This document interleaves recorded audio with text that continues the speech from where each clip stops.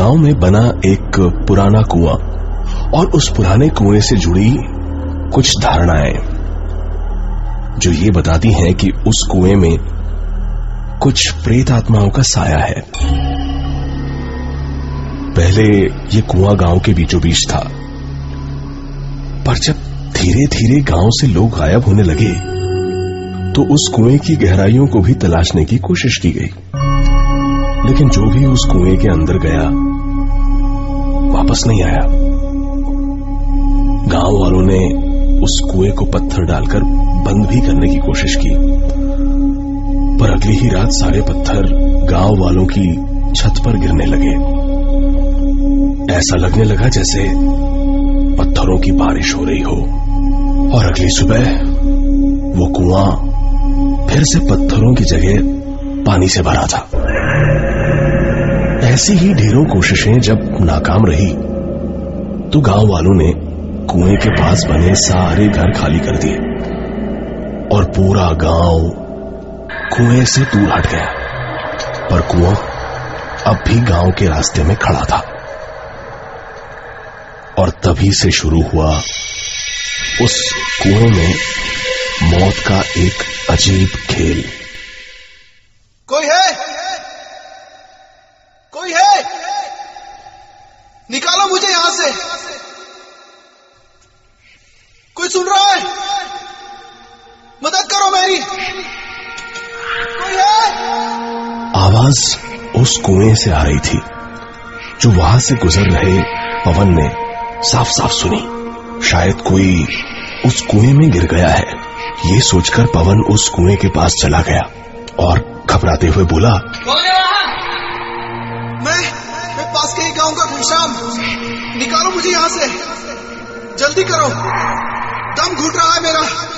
अंधेरा होने से पहले निकालो मुझे यहां से। अच्छा ठीक है, रुको मैं निकालता हूँ।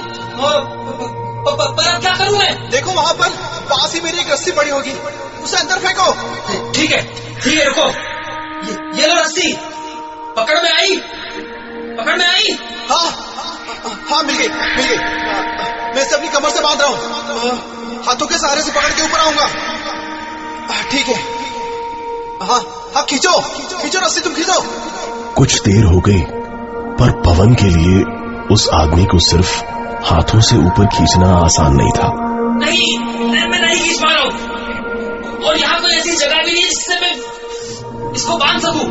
तुम भी रस्सी को अपनी कमर से बांध लो और फिर हाथों से खींचो, काफी मदद मिलेगी तुम्हें। खींचो। पवन ने वो रस्सी अपनी कमर से बांध ली और पूरी ताकत से ऊपर खींचने लगा। हाँ खींचो, मैं आ रहा हूँ बाहर। हाँ जोर लगाओ पवन, और जोर लगाओ पवन अचानक रुक गया। मैंने तो अपना नाम उसे बताया ही नहीं, फिर उसे कैसे? सिर्फ इतना सोचना ही था कि एक जोरदार झटके ने पवन को उस अंधेरे कुएं में खींच लिया। उस दिन के बाद किसी को पता नहीं चला कि पवन कहां गया।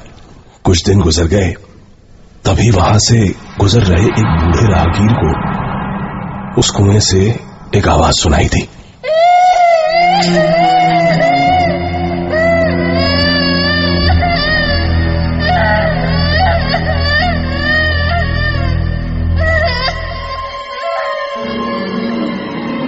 ये किसी बच्चे के रोने की आवाज थी।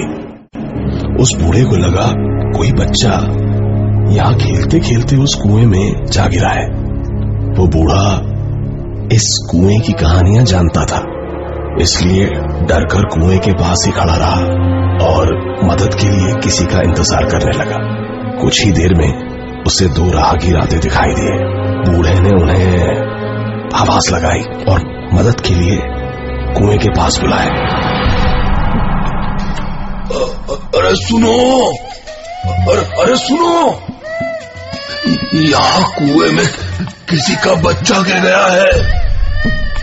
अब मेरी मदद करो उसे बाहर निकालने में। बूढ़े के कहने पर उन दोनों राहगीरों ने बच्चे को निकालने की कोशिश की और थोड़ी ही देर में बच्चे को चुप कराकर उससे अपनी कमर पे रस्सी भी बंधवा ली। बच्चे को बाहर खींचना आसान था और आसानी से ही बच्चा कुएं से बाहर भी आ गया। वो कुछ 7-8 साल का बच्चा रहा होगा। दोनों राहगीर और वो बूढ़ा खुश थे कि उन्होंने एक बच्चे की जान बचाई। धन्यवाद बेटा, आज तुम लोग नहीं होते तो पता नहीं क्या हो जाता।